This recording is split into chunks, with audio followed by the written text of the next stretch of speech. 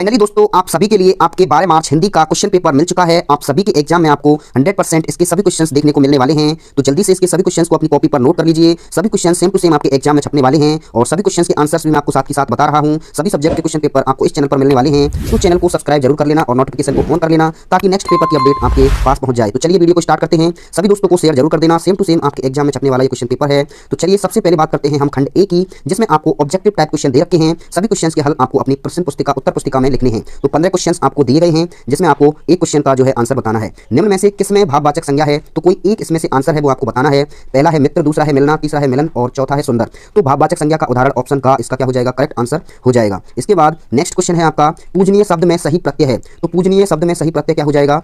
तो इसमें अनीय प्रत्यय option C इसका क्या हो जाएगा? करेक्ट आंसर हो जाएगा। अगर आप सी करते हैं तो बिल्कुल आपका सही हो जाएगा। इसके बाद नेक्स्ट है सु प्लस आगत में कौन सी संधि है? तो सु प्लस आगत जब भी आपको ई उ री री के स्थान पर कोई असमान स्वर दिखता है तो वहां पे यड़ संधि होती है। तो क्या हो जाएगा? इसका स्वागतम स्वागत हो जाएगा। यहाँ पे ई उ का बा हो जाता है। तो ऑप्शन ए इसका क्या हो जाएगा? करेक्ट आंसर हो जाएगा। नेक्स्ट है उद्योगपति में कौन सा समास है? तो उद्योगपति में कौन सा समास है? तो इसका जो राइट आंसर है वो क्या हो जाएगा? तत्पुरुष समास हो जाएगा। उद्योगपति, उद्योग का पति, इसका क्या हो जाएगा? तत्पुरुष समास करेक्ट हो जाएगा। गोपियों ने किसे बड़भागी कहा है? तो इसमें जो करेक्ट आंसर है वो क्या हो जाएगा? उद्धव हो जाएगा। उद्धव तुम हो अति बड़भागी। तो ऑप्शन बी इसका क्या हो जाएगा? एकदम करेक्ट आंसर हो जाएगा। नेक्स्ट क्वेश्चन है आपका भृगुसुत से महासागर हैं। तो भृगुसुत से महासागर हैं कौन है? तो इसका जो राइट आंसर है वो क्या हो जाएगा? परशुराम होना चाहिए। तो ऑप्शन ए इसका करेक्ट आंसर हो जाएगा। नेक्स्ट है आत्मकथ्य कविता में थका पथिक कौन है? तो आत्मकथ्य कविता में थका हुआ पथिक क्या है? यात्री है। तो ऑप्शन ए इसका क्या हो जाएगा? करेक्ट आंसर हो जाएगा। नेक्स्ट है किस समय की शोभा से कवि की आंखें हटाए नहीं हटती हैं? तो वो कौन सी समय है? तो इसका जो राइट आंसर है वो क्या हो जाएगा? फागुन हो जाएगा। तो फागुन ऑप्शन बी इसका क्या हो जाएगा? करेक्ट आंसर हो जाएगा। नेक्स्ट है नेताजी की मूर्ति पर चश्मा कौन लगाता था? हवलदार साहब, कैप्टन पानवाला या ड्राइवर? तो इसका जो राइट आंसर है वो कैप्टन चश्मे वाला, ऑप्शन बी एकदम करेक्ट आंसर हो जाएगा। नेक्स्ट क्वेश्चन है बाल गोविंद भगत प्रभाती कब गाते थे? तो प्रभाती का मतलब होता है सुबह। तो इसका जो राइट आंसर है वो क्या हो जाएगा? सुबह भोर में, यानी सुबह जल्दी ही इसका जो राइट आंसर है वो हो जाएगा। नेक्स्ट है नवाब साहब ने टिकट खरीदा था। तो नवाब साहब ने किस का जो है टिकट खरीदा था? तो थर्ड क्लास का, सेकंड क्लास का, सामान्य श्रेणी का या आरक्षित वर्ग का? तो ऑप्शन इसमें क्या हो जाएगा? सेकंड क्लास का। ऑप्शन बी इसका क्या हो जाएगा? करेक्ट आंसर हो जाएगा। नेक्स्ट है आपका मन्नू भंडारी के कॉलेज में प्राध्यापिका थी। तो मन्नू भंडारी के कॉलेज में जो प्राध्यापिका थी वो कौन थी? तो इसका जो राइट आंसर है वो शीला अग्रवाल, ऑप्शन ए इसका करेक्ट आंसर होना चाहिए। इसके बाद नेक्स्ट है भोलानाथ का सबसे अधिक लगाव किसके साथ था? तो भोलानाथ का सबसे अधिक लगाव उसकी माता के साथ था। तो ऑप्शन ए इसका क्या हो जाएगा? एकदम करेक्ट आंसर हो जाएगा। नेक्स्ट क्वेश्चन की बात करते हैं। नेक्स्ट है आपका साना साना हाथ जोड़ी में मधु कांकरिया ने लिखा है एक, क्या लिखा है? तो यात्रा वृत्तांत, ऑप्शन ए इसका राइट आंसर होना चाहिए। इसके बाद नेक्स्ट है बुढ़वा बेईमान मांगे करवा करेला, बुढ़वा बेईमान मांगे करेले का चोखा। तो इसका जो राइट आंसर है इसमें बताना है बच्चे ने किसे देखकर कहा था? तो इसका जो राइट आंसर है वो मूसन तिवारी को देखकर कहा था। ऑप्शन बी इसका क्या हो जाएगा? करेक्ट आंसर हो जाएगा। नेक्स्ट है आपका रिक्त स्थानों की पूर्ति कीजिए। दूसरा क्वेश्चन है, इसमें आपको 4 क्वेश्चन दिए हुए हैं एक नंबर के। पहला है जिन क्रियाओं के व्यापार या कार्य का फल कर्ता पर नहीं पड़ता है। तो कर्ता पर नहीं पड़ता है यानी कर्म पर पड़ता है, और कर्म पर पड़ता है इसका मतलब क्या हो जाएगा? ये अकर्मक क्रिया हो जाएगी। इसमें क्या है? अकर्मक में क्या होता है? अकर्मक में कर्म, सॉरी इसमें क्या हो जाएगा? सकर्मक हो जाएगा। सकर्मक में कर्म होता है और जो है क्रिया का फल कर्म पर पड़ता है, कर्ता पर नहीं पड़ता। तो सकर्मक इसका राइट आंसर हो जाएगा। जिन शब्दों के रूप, लिंग, वचन, कारक, पुरुष एवं काल के अनुसार नहीं बदलते हैं उन्हें अब खाली जगह या अभिकारी शब्द कहते हैं। तो इसका जो राइट आंसर है वो क्या हो जाएगा? अव्यय हो जाएगा। तो अव्यय या अभिकारी शब्द कहा जाता है। इसके बाद नेक्स्ट है सदाचार में कौन सा उपसर्ग है? तो सदाचार में सदाचार में सत उपसर्ग हो जाएगा। तो सत इसमें राइट आंसर हो जाएगा। इसके बाद नेक्स्ट है वह मकान तुम्हारा है। तो वह मकान यहाँ पे क्या है? इशारा कर रहा है, संकेत कर रहा है। तो इसमें क्या हो जाएगा? संकेत वाचक विशेषण हो जाएगा। तो संकेत वाचक इसमें राइट आंसर हो जाएगा। इसके बाद नेक्स्ट है निम्नलिखित अपठित गद्यांश को पढ़कर दिए गए प्रश्नों के उत्तर अपनी उत्तर पुस्तिका में लिखिए। तो यहाँ पे ये आपको अपठित गद्यांश दे रखा है जिसके आंसर्स आपको बताने हैं। तो इसमें देखिए पहला क्वेश्चन यहाँ पे देख सकते हैं।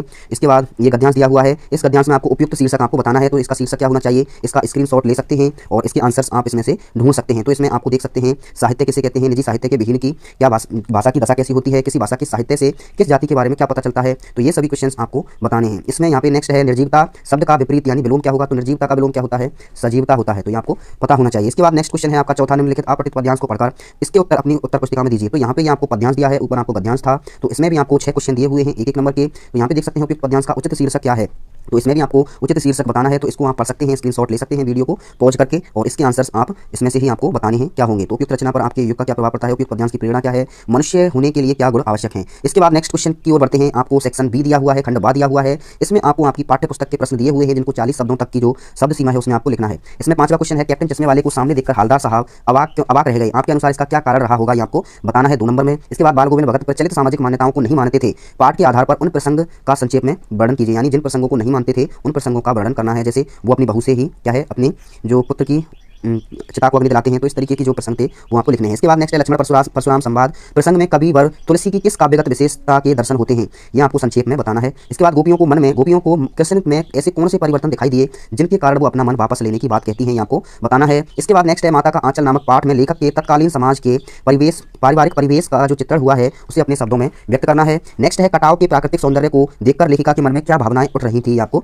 बताना है। इसके बाद नेक्स्ट है आपको ग्रामर से क्वेश्चन दिया हुआ है सीवन उधेड़ना। तो सीवन उधेड़ना या गुदड़ी उधेड़ना, इसमें क्या होता है, जो पुरानी बातें होती हैं उनको क्या है याद दिलाना, यानी बीती बातों को उजागर करना या बीती बातों को पूछना, इसका राइट आंसर हो जाएगा। इसके बाद नेक्स्ट क्वेश्चन है आपको सेक्शन सी दिया हुआ है जिसमें आपको पठित गद्यांश है या आपको किताब का जो गद्यांश है वो दिया हुआ है। इसमें भी आपको 4 क्वेश्चन पूछे हैं, तो इसका स्क्रीनशॉट लेके इसके आंसर्स आप ढूंढ सकते हैं और अपनी कॉपी पर नोट कर सकते हैं। लेकिन इसको आपने इसमें ये जो क्वेश्चन है ये आपको अथवा में दिया गया है, तो ये आपकी चॉइस है, या तो आप नीचे वाला गद्यांश के उत्तर कर सकते हैं या फिर ऊपर वाला जो गद्यांश है उसके उत्तर कर सकते हैं। लेकिन आपको करना सिर्फ एक ही गद्यांश है, दोनों अटेम्प्ट नहीं करने हैं, नहीं तो आपके एग्जाम में 0 नंबर इस क्वेश्चन में दिए जाएंगे। इसके बाद नेक्स्ट है प्रस्तुत पठित पद्यांश को पढ़कर। जैसे आपको गद्यांश दिया है वैसे ही आपको जो है पठित पद्यांश दिया हुआ है। ये यहाँ पे दंतुरित मुस्कान से आपका जो है पद्यांश दिया हुआ है। इसमें भी आपको 4 क्वेश्चन दिए हुए हैं, तो ये 4 क्वेश्चन आपको इसी पद्यांश से ढूंढकर आपको करने हैं। तो यहाँ पे स्क्रीनशॉट ले सकते हैं और ये भी आपको अथवा में दिया है, सेम आप ऊपर वाला या नीचे वाला कर सकते हैं। तो ये फसल वाले चैप्टर से है। इसके बाद नेक्स्ट है यहाँ पे ये इसमें भी 4 क्वेश्चन है। इसके बाद 14वां क्वेश्चन है उद्धव के व्यवहार की तुलना किससे की गई है, लेकिन ये भी आपको अथवा में दिया हुआ है। तो आप या तो इस वाले उद्धव वाले को कर सकते हैं या फिर इसके नीचे आत्मकथ्य कविता पढ़ने पर आपको क्या प्रेरणा मिलती है, तो या तो ऊपर वाला कर सकते हैं या नीचे वाला। इसके बाद 15वां क्वेश्चन है वो लंगड़ा क्या जाएगा फौज में, पागल है पागल।